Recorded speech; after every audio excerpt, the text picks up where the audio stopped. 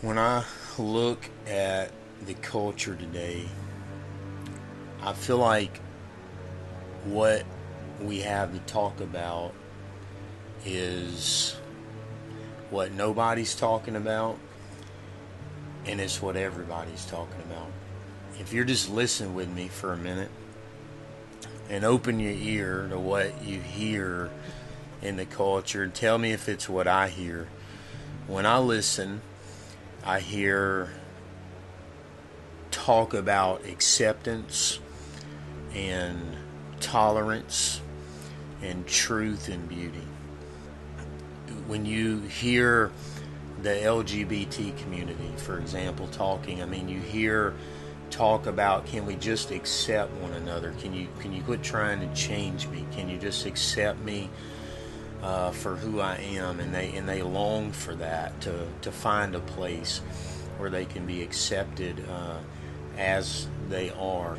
And that's what these people are longing for and talking about. And that leads to tolerance. And whether it's in the political realm, if you turn on the news and listen, it's Republican and Democrat. And you have racial issues, tensions of ethnicity, black, white, riots and shootings. So in that area, you hear it. You continually hear it in the area of gender, in terms of male and female, and the battle for women's rights. And so this is the pulse of the culture that I hear. And you see it in art, you see it in clothing, even in clothing, you see this expression of just relativism and diversity, and everybody's trying to be accepted and trying to find it. And you walk into the coffee shop, and it's the people dressed differently and into different things, and there just seems to be this tone of it's good to find and search for acceptance and tolerance. And the sad thing is because of the outworking of non-Christian worldviews, you have, from naturalism and evolution and materialism and empiricism, nihilism, all the isms, you end up with a loss of truth, a loss of absolute truth.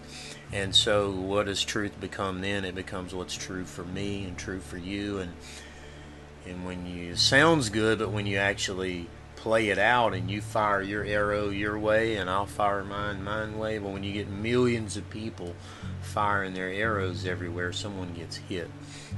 And then someone gets hit and they wonder why they get hit, because they don't understand acceptance, and it's just a cycle, and they never arrive at the truth and the beauty of acceptance and tolerance that they're longing for. And I think when I hear that, what they're talking about, they remind me of, they look like they have Cinderella's slipper and they're trying to put it on the wrong foot.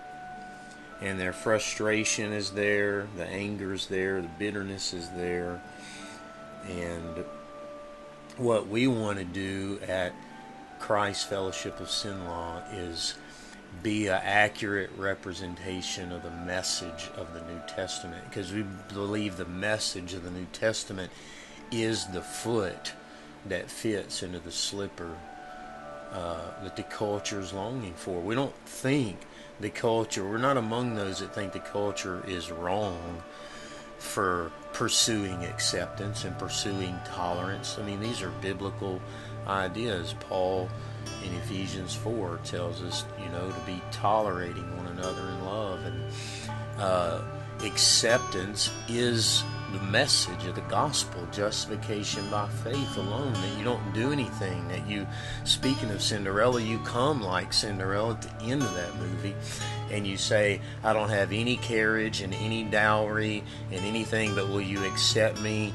as just this simple country girl? And that's how someone comes to Christ. I don't have any righteousness, I don't have any deeds, I'm a homosexual, I have these feelings, and my whole soul is messed up, I have no reason for you, but I come by faith alone. And that's the beauty of the gospel, that because of what Christ has done, anyone can be accepted. if they come by faith alone. And so that acceptance they're longing for. And then that takes me to tolerance. That is also found in the message of the church, because Paul is not just teaching on the vertical issue of how someone's made right with God by faith, but he's always working it out so that if Peter isn't eating with the right people, he brings him back to the gospel. And so what that means is the vertical issue of how someone is put right with God at the throne of God is worked out horizontally in the church of God. And we're told to accept one another just as Christ accepted us to the glory of God. So the church becomes, because of the truth of justification by faith, we have truth. The world doesn't have truth. We actually have it because of the revelation of God, who knows everything. He's the one in a position to tell the truth because he knows the truth and can interpret the truth and give it to us, whereas we can't. We're shut up from absolute truth on our own. So we have this truth of justification by faith leading to fellowship by faith, and that's the beauty that people are longing for. That's the slipper. And so what we're inviting people to in the church is we're inviting them to find the acceptance they're longing for, the tolerance they're already longing for, the truth that they can't find, and they're frustrated and their worldview's not working, in the beauty. I mean, a beautiful symphony and an orchestra, a multiplicity of instruments all coming together in one glorious, pretty harmony. That's what the church is. It's not. People are not supposed to. Some churches these days, they see this, but they're still not coming at it the right way. They think the answer is, we'll be a multiracial, multi-ethnic church. Well, my answer is, Paul would say, there isn't any other church. And to even think you can specialize in that means you still haven't got the message. The message of Christianity is justification by faith alone, and acceptance in the church by faith alone, with all the differences.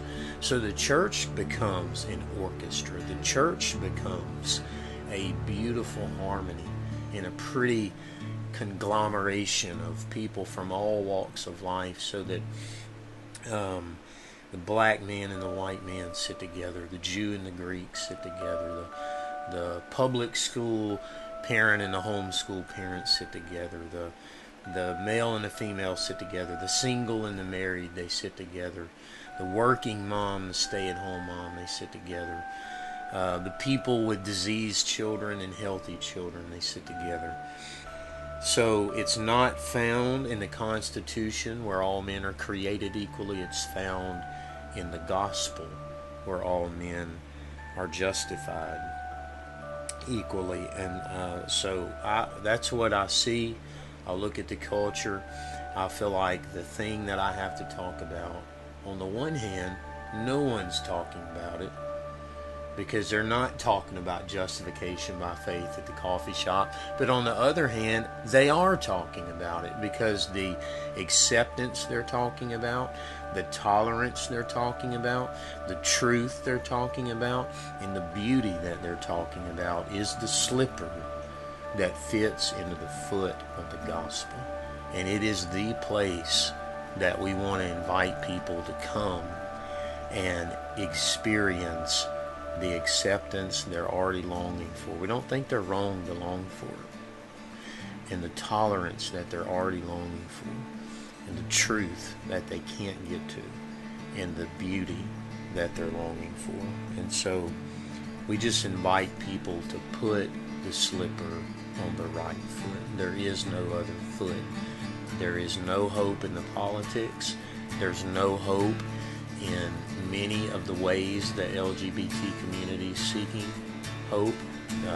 It won't work. It's firing arrows in every direction, and it's a constant spiral. Someone gets hit. The place for acceptance, the place for tolerance, the place where truth and beauty are found is in the church, through the true preaching of the gospel of Jesus Christ. And so we love you, and thank you for taking the time to listen to this message.